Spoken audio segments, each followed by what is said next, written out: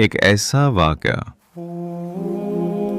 جو رہتی دنیا تک یاد رکھا جائے گا۔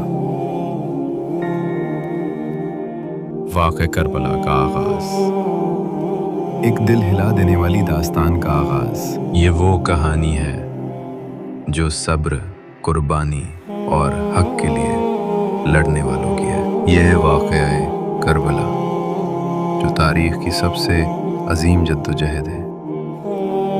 یہ وہ کہانی ہے جو صبر، قربانی اور حق کے لیے لڑنے والوں کی ہے۔ نبی کریم السلام نے فرمایا، حسین مجھ سے ہے اور میں حسین سے ہوں۔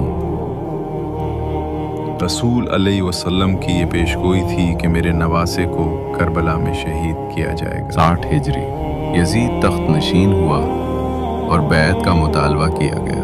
امام حسین نے یزید کی بیعت سے انکار کیا۔ مجھ جیسا اس جیسے کی بیعت نہیں کر سکتا۔ امام حسین نے مدینہ چھوڑا اور مکہ کی طرف روانہ ہوئے۔ امام نے فرمایا، میں امت کی اصلاح کے لیے نکلا ہوں۔ کوفہ سے ہزاروں خطوط آئے، آئیے ہم آپ کا ساتھ دیں گے۔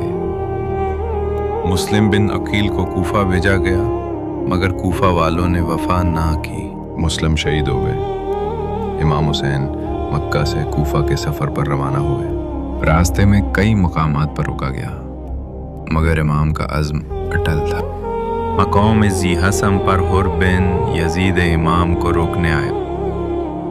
امام نے فرمایا، ہم جنگ کرنے نہیں آئے، اگر تم ہمیں جانے دو تو ہم واپس لوٹ جائیں گے۔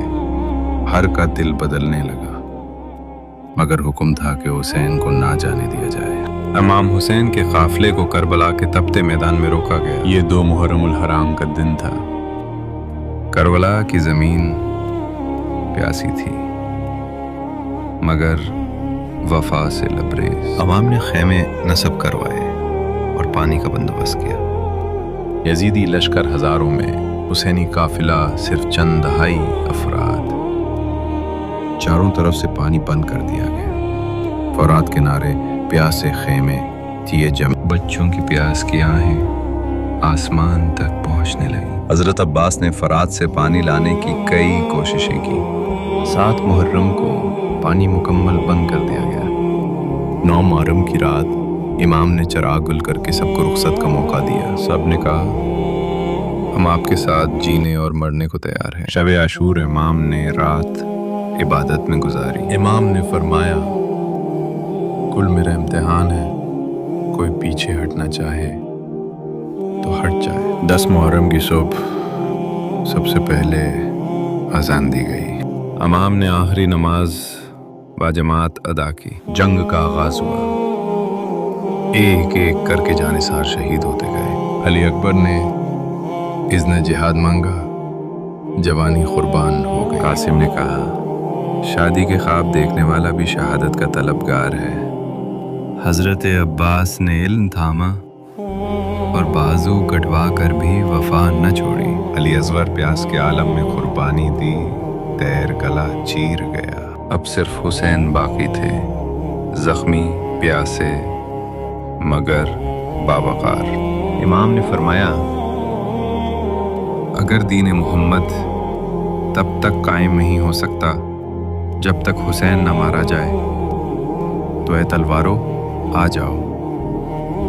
امام حسین سجدے میں تھے اور سر تن سے جدا کر دیا گیا۔ کربلا کی زمین نے آسمان کی طرف، دشمنوں نے خیمے جلائے، بچوں کو قید کیا گیا۔ بی بی زینب نے رات کو قافلے کو سنبھالا، صبر و حوصلے کا پیکر بنی۔ امام زین العابدین بیماری کی حالت میں قید میں گئے۔ اہل بیت کے قافلے کو شام لے جایا گیا، بازاروں میں گھمایا گیا۔ دربار یزید نے، بی بی زینب نے خطبہ دیا، اے یزید، تو سمجھتا ہے کہ فتح یاب ہو گیا؟ نہیں، کربلا ختم نہیں ہوئی۔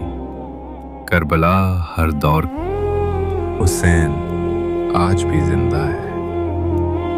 ہر مظلوم کے دل میں، ہر حق کے अलमबरदार के साथ। ये करबला की कहानी नहीं,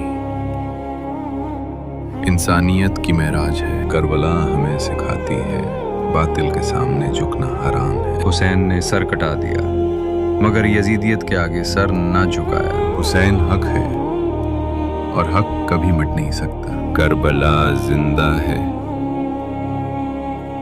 और क़यामत तक जिंदा रहेगी।